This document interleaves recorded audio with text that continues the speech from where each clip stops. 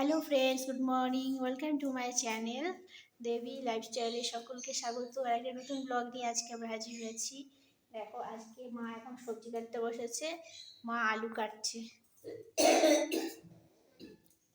আলু আর মিচুটি এনেছে। আলুর দম করব এখন টিফিনে, সবাই রুটি খাবে। আর মিচুটি দুপুরের জন্য হবে। মেয়ে গিয়েছে পড়তে, ছেলে এখন পড়তে বসেছে। আর আমি চলে যাবো রান্নায়। টিফিন করে নিয়েছি, রুটি ওর বাবার ভাত সব করে রেখে দিলাম। শুধু এখন রুটির তরকারিটা করব। ছেলে মেয়ে স্কুলে যাবে খেয়ে। আর স্কুলে তো টিফিন দেয়, কোনো অসুবিধা নেই মেয়ের, তাহলে টিফিনের ঝামেলা থাকে না। তো তোমাদের সকালটা কেমন আছে সকালে কিন্তু কমেন্টে জানিও। তো চলো এখন রান্নাটা করে নিই, তারপরে আবার তোমাদের সঙ্গে গল্প করবো।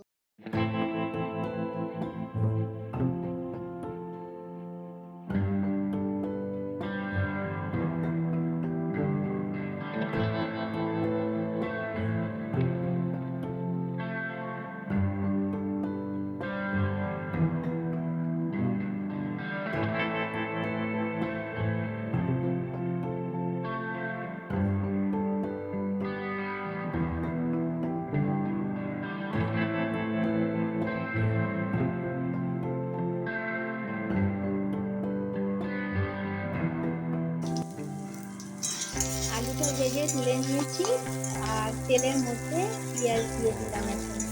আর আলুর সঙ্গে কিছু না, পেঁয়াজটা একটু বেশি করে দিতে হয়, আর তেলটা এতে তাহলে খুব ভালো লাগে। তেল ছাড়া কোনো রান্নাই তো হয় না।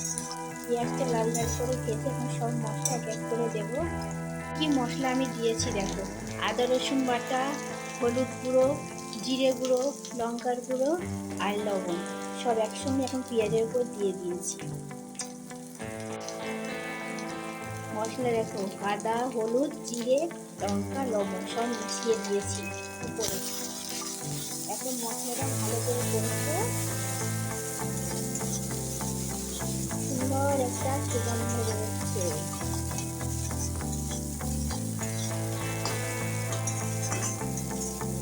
মশলাটা খুব সুন্দর করে কষতে হবে।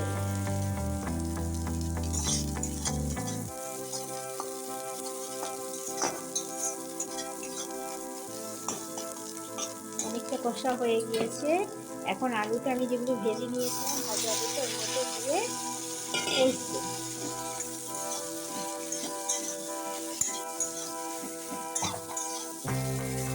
খুব সুন্দর ঝাল বেরোচ্ছে। তরকারিতে ঝাল না থাকলে তরকারি ভালো লাগে না।